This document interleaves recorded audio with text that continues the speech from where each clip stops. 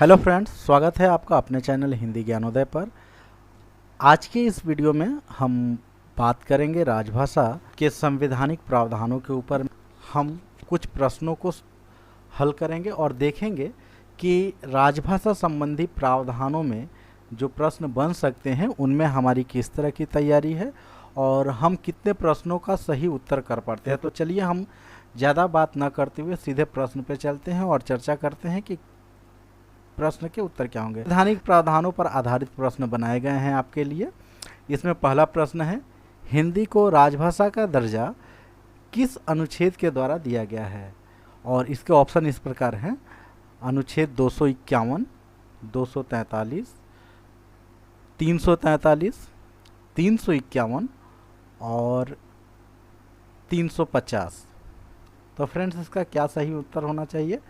तो इसका सही उत्तर होगा अनुच्छेद 343 के द्वारा हिंदी को राजभाषा का दर्जा दिया गया है। अंकों के रूप में किस अंक का प्रयोग किया जाता है? देवनागरी अंक का, हिंदी अंक का, भारतीय अंकों का अंतर्राष्ट्रीय रूप, अंग्रेजी अंक का प्रयोग या ग एवं घ दोनों ही, भारतीय अंकों का अंतर्राष्ट्रीय रूप और अंग्रेजी अंक।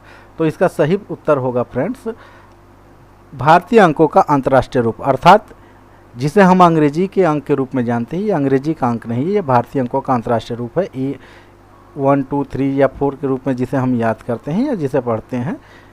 तो ये हमारे सामने है 1, 2, 3 करके भारतीय अंकों का अंतर्राष्ट्रीय रूप।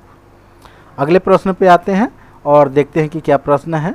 विधानमंडल में प्रयोग की जाने वाली भाषा का उल्लेख किस अनुच्छेद में मिलता है? और ऑप्शन कुछ इस प्रकार हैं, 120, 210, 343, 351 और 320। तो किस अनुच्छेद में मिलते हैं? तो इसका सही उत्तर है अनुच्छेद 210 में। विधानमंडल से संबंधित जो भी भाषा संबंधी प्रावधान हैं वो 210 में दिए गए हैं। संविधान में भाषा संबंधी कितने अनुच्छेद दिए गए हैं? तो यहाँ पे आपके सामने ऑप्शन है 9, 10, 11, 12 या 1। तो फ्रेंड्स, इसका सही उत्तर होगा 11। कुल अनुच्छेद जो किया गया 343 से 51, 120 और 210। संसद में प्रयोग की जाने वाली भाषा का उल्लेख किस अनुच्छेद में मिलता है? 120, 210, 343, 351 और 320 में क्या सही उत्तर होना चाहिए? तो इसका सही उत्तर है 120। संसद में प्रयोग की जाने वाली भाषा का उल्लेख 120 में मिलता है, अनुच्छेद 120 में मिलता है। संसदीय राजभाषा समिति का गठन किस अनुच्छेद के अंतर्गत किया गया है? और ऑप्शन है 343, 344, 45 और 348 और 350।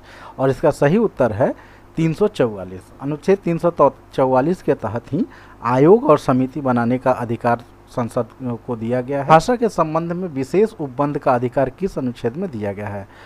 और 344, 45, 46, 47 और 50, ये 5 ऑप्शन है आपके सामने और सही उत्तर है 347। 347 में भाषा संबंधी विशेष उपबंध का प्रावधान दिया गया है। व्यथा के निवारण के लिए कोई व्यक्ति संघ या राज्य के किसी प्राधिकारी को किस भाषा में अभ्यावेदन दे सकता है? तो आपके ऑप्शन है इस प्रकार से, केवल हिंदी में, केवल अंग्रेजी में, केवल राज्य की राज्य भाषा या भाषाओं में, संघ या राज्य में प्रयोग होने वाली किसी भी भाषा में, या राज्य की राजभाषा और अंग्रेजी में। तो इसका सही उत्तर होगा फ्रेंड्स कि संघ या राज्य में प्रयोग होने वाली किसी भी भाषा में वो दे सकता है अपना अभ्यावेदन। अगला प्रश्न है, अनुच्छेद 350 क के अनुसार अल्पसंख्यक वर्गों के बालकों के लिए किस भाषा में प्राथमिक स्तर पर शिक्षा देने का अधिकार दिया गया है? और आपका ऑप्शन है केवल हिंदी में, केवल अंग्रेजी में, केवल राज्य की राजभाषा या भाषाओं में, मातृभाषा में, राज्य की राजभाषा और अंग्रेजी में। और सही उत्तर होगा मातृभाषा में। जी हाँ, मातृभाषा में 350 के तहत जो है उसके क में जो अल्पसंख्यक वर्गों के बालकों को प्राथमिक स्तर पर शिक्षा का अधिकार दिया गया है, उसमें उन्हें मातृभाषा में शिक्षा देने का अधिकार दिया गया है। किस अनुच्छेद के अंतर्गत हिंदी भाषा के विकास के लिए निर्देश दिए गए हैं? मतलब हिंदी के विकास के लिए किस तरह के जो निर्देश हैं वो किस अनुच्छेद के द्वारा दिए गए हैं? और इसका सही उत्तर है इन निम्नांकित जो भी अनुच्छेद हैं उनमें सही उत्तर होगा 351। अनुच्छेद 351 में निम्नांकित में से किस शब्द का प्रयोग किया गया है? आपके ऑप्शन इस प्रकार हैं, सामाजिक संस्कृति, साहित्यिक संस्कृति, सामासिक संस्कृति या समन्वय संस्कृति या विशेष संस्कृति।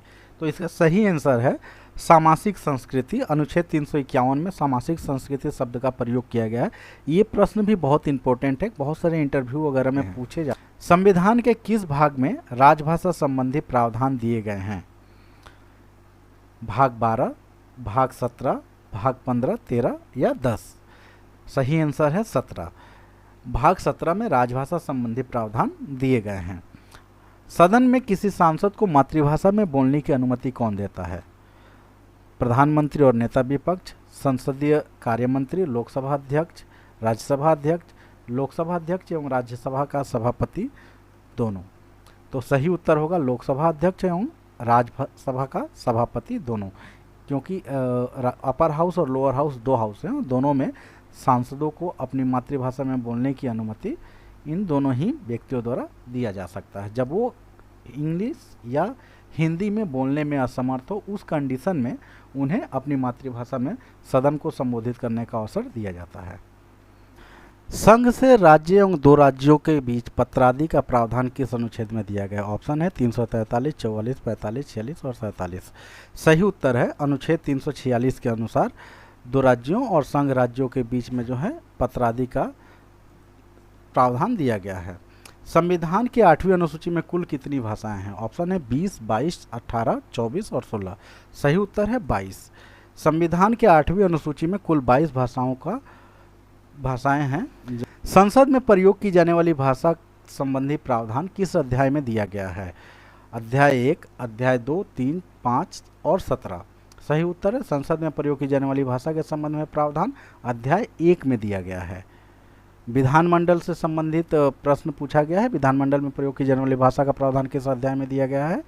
इसका ऑप्शन भी 1, 2, 3, 5 और 17 है और इसका भी सही उत्तर है भाग 1। 15 वर्षों तक हिंदी के साथ अंग्रेजी के प्रयोग का प्रावधान किस अनुच्छेद में है?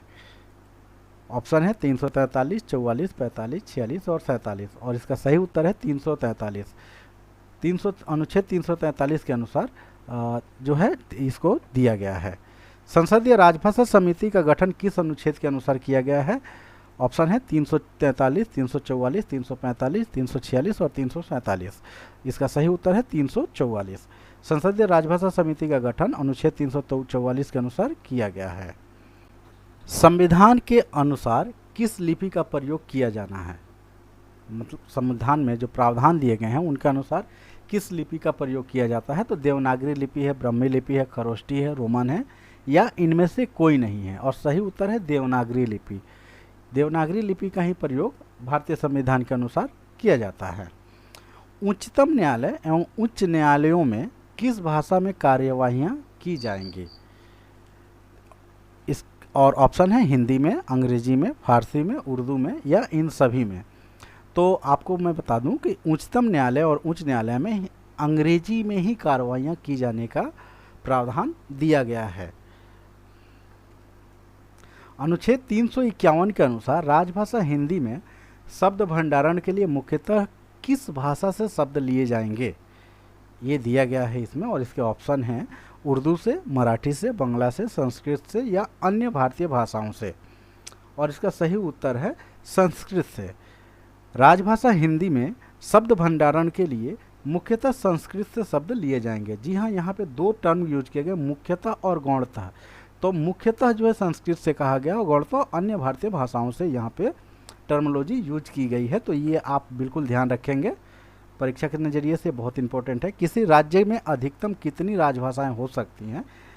आपके ऑप्शन है 2, 3, 5, 7 या कोई सीमा निर्धारित नहीं है। और इसका सही उत्तर है कि कोई सीमा निर्धारित नहीं है।